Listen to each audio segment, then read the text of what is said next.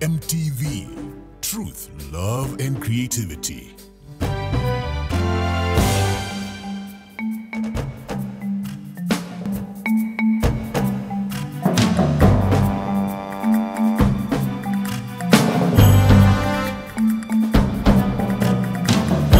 Welcome back to the forum, and before we conclude, I would like to take Dr. Omanga to the area of the academy, knowledge, because that is really his area. A lot of schools are going into social media to actually do their educational programs. Dr. if you could just make a comment on where we are going with that as academic institutions. With the specific reference to media in general? Social media. Social media in general. How are academic institutions harnessing social media for their program? I will talk about higher education institutions of higher learning.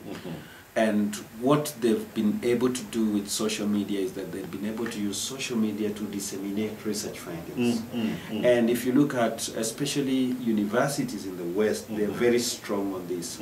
So they have what is called open data, they have repositories, and they have mechanisms that allow research findings to be accessed and not to be hidden behind paywalls. Right. Now, social media allows easy access. Now, I will say something about, there are also social media platforms that are specific to academics, like academia.edu.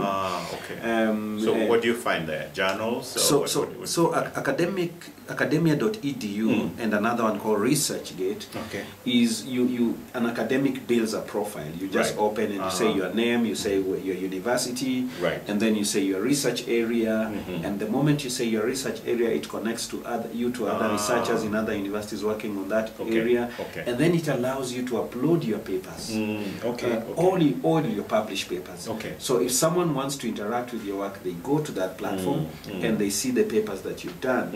And if you want to access the papers done by other scholars in the same area, you just go and search the way you search Google or something like that, and you access it to them. So that is what academia.edu and ResearchGate have done. But these are commercial companies. So what universities do is that universities have encouraged academics to use this social media platform. And I think I mentioned something about Twitter. Most universities in the West somehow consider Twitter to be a professional kind of a platform that you can use in the same way that you can use email.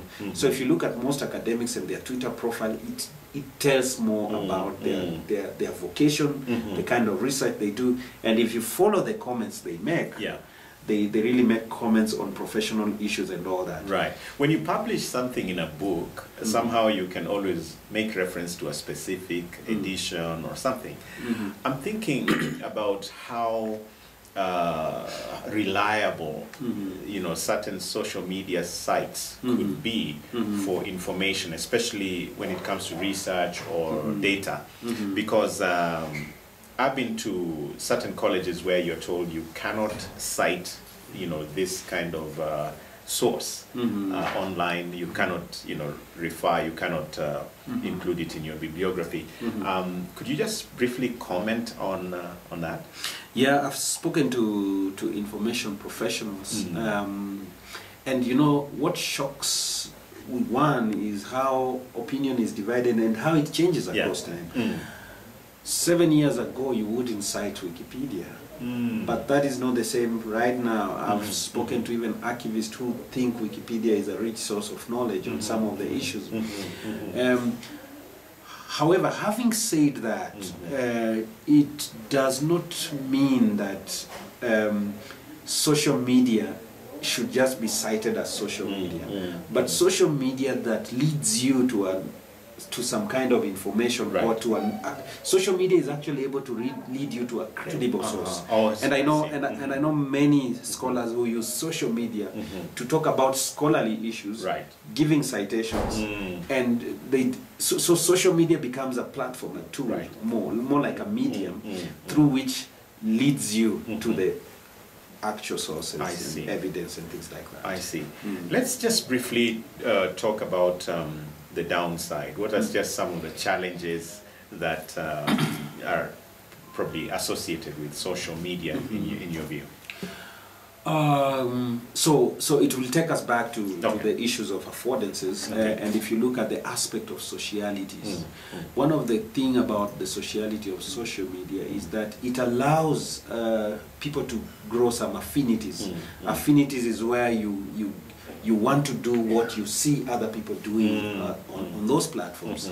So if those things that someone is emulating are negative, you've seen suicidals, copycat, and things like that.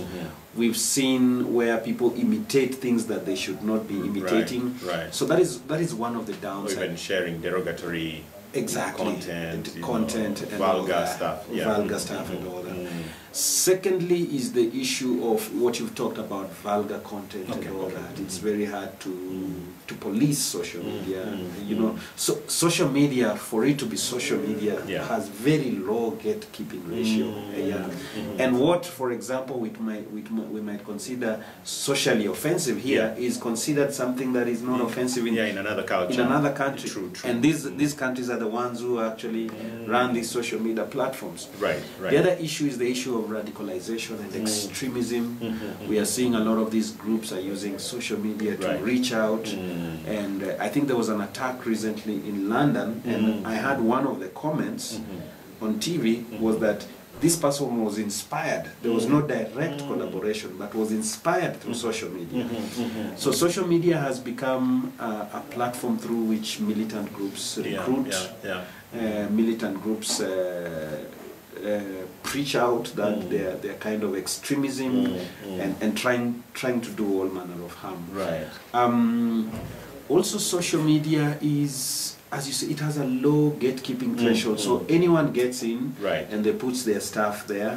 And I can see a lot of companies trying to bring the technology to sort of control that. There's the issue of fake news. You know, there's a lot of fake news. Tell me about that. And social media is, it is because of social media, partly that is why we have fake news. So those scholars on fake news are saying fake news used to be there since, I think, the Garden of Eden. But social media has made fake news pervasive, and to have more, can I say, insidious effects on society.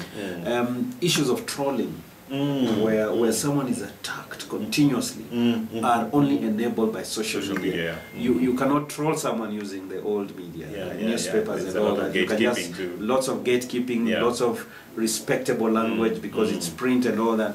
But social media allows you to hurl abuse and all that. One of the advantages of social media is that it allows us to speak to power directly. But at the same time, while it gives that advantage, what it does is that speaking to power directly, people are now there are no holds barred. You have everything thrown out there. And then, of course, we have, apart from trolling, we have issues of online, where people, there's this word, they follow someone on social media. You follow someone, you click, you like, or you like. There's a word I'm looking for, but it happens a lot to. Some people make not fake profiles, and then they lure children and all that, or young people and all that. Someone is 60, he claims to be 16, he's targeting a 12 or 13-year-old girl and all that. So you have people who use the social media space to basically create relationships which are fake relationships, illegal or fake and things like that. Well, Dr. if we had more time, I would certainly want to go into a lot of these issues, but if you had something that was very close to your heart that you would want to give us as a parting shot, what would that be? Well, I would say that social media is is an enabler. Yeah, it is an enabler. You cannot say social media is good or bad. Social media is just there. It is there to stay. It is an enabler, and it is what we do with social media that makes social media effective. Right. Well, Daktari, it was a joy having you on the forum today. So glad for what you were able to share. I hope that this provokes some more discussion and engagement on the area of social media, certainly by college students, those doing research. And this is an area you can certainly go into and enlighten us more. But we also believe that what has been shared today will help you to be a responsible consumer of media in general, but social media in particular, as per our discussion today. Until the next time around on the RK Forum, I want to wish you a pleasant time and have yourselves a wonderful rest of the year.